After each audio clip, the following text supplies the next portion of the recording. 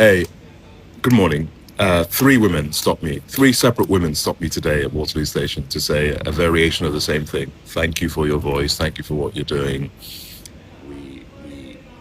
Two of them just needed a hug, frankly speaking, and the other one was just really sweet, had kind eyes, and they're heading to work. To face a world that I'm sure doesn't, they don't really recognize, but their capacity for having a moral compass and an endless amount of empathy is in line with so much that I've seen of women, of the matriarchy across multiple civil rights movements over the years, not just Palestine. There is something within the woman that allows her to take the slings and arrows of the world and have broad shoulders, despite living in a world that by design is there to reduce them. The manosphere is on the rise. Toxic patriarchy is everywhere, including in the White House. Yet women have decided, so many women have decided to just say, nah, we have to be better than this. And you can't mansplain me that this is the way the world's going to be between your, golf lessons and endless apathy in your male-only WhatsApp groups. You can't. Women have shown so much graced, married to vulnerability, with ferocious rage, ferocious rage that is channeled into action, into solidarity, into fundraising, whether it's sharing links, stitching for Gaza, turning up outside multiple. I've seen women in three women protesting in midwinter outside Royal Courts of Justice. No one there. The things that I've seen that just make me in awe of you warrior poets who have decided that you're not going to wait for us men who hold so much power to carve out a future that you believe is a future that humanity deserves. Your care for children, for the disabled community. When I make posts saying no one cares about Sudan or Congo or Somalia, it's only women that DM me saying, let me do a collab with you, what do we do, where do I send money privately, where's the link? It's only women.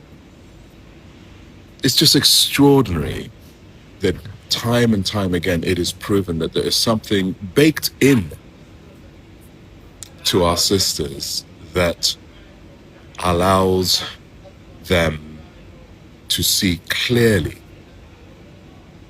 how we find the light in dark times. Yet there are so few women next to the levers of power, which is why I strongly believe we are in the mess today. So I just wanted to recognize you all, and I'm in the DMs with so many of you, and it gets too much, but within those moments where you're doubting yourself, you feel tired, you somehow carve within that the very person you're always supposed to be. So I think this video is just to say thank you to our sisters. And our sisters, when I say our sisters, I have seen every type of woman, from literally Granny Vickers, women from the South Asian community, women from, I've met women from almost every part of Africa at this point that are serious activists, freedom fighters, Arab and Muslim women.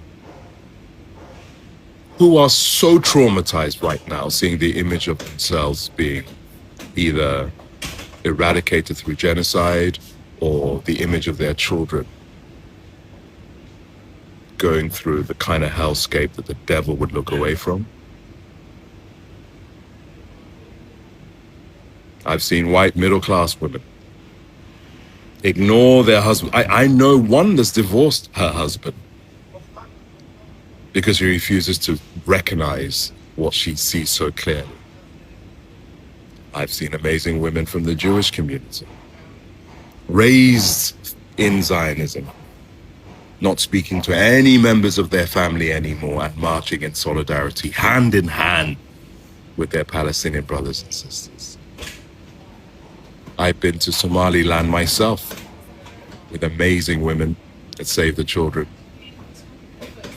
doing everything they can to make the world brighter for those who don't have a voice.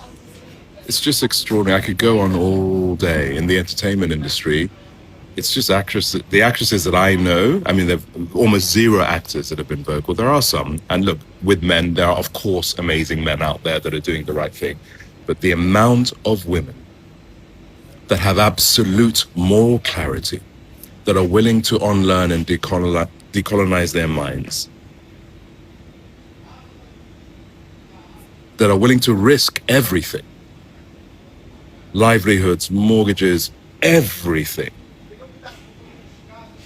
because they know right is right and wrong is wrong. It's just extraordinary. And we don't speak about this enough. My exhibition, let me be real with you, my exhibition is rammed every day. It's incredible, and I'm thankful. But it's 85, maybe even 90% women walking through those doors. And it's become a sanctuary to them. And they weep, and we hug, and they recognize the community that they're building. But it is women that I believe are the lights of this world. You really are. What you may lack in physical strength, you have an absolute, unfiltered humanity. I'm not just evangelizing all women. Of course, women can take the wrong path, can end up actually tools of patriarchy, as we've seen in generations of political leaders that are women. But in its essence, the resistance against capitalism, patriarchy, colonialism, war for profit, climate action, so many women are at the tip of the spear of that. And I just want to applaud you. You give me strength. You inspire me. My two baby girls, I have so many stories to tell them about you. And I just, just seeing those women this morning at Waterloo, I was just like, Lumiac, what a tribe to belong to. Thank you. The world needs you. And thank God that you are you. You're more than enough. And as I say, matriarchy will save the world. It really will.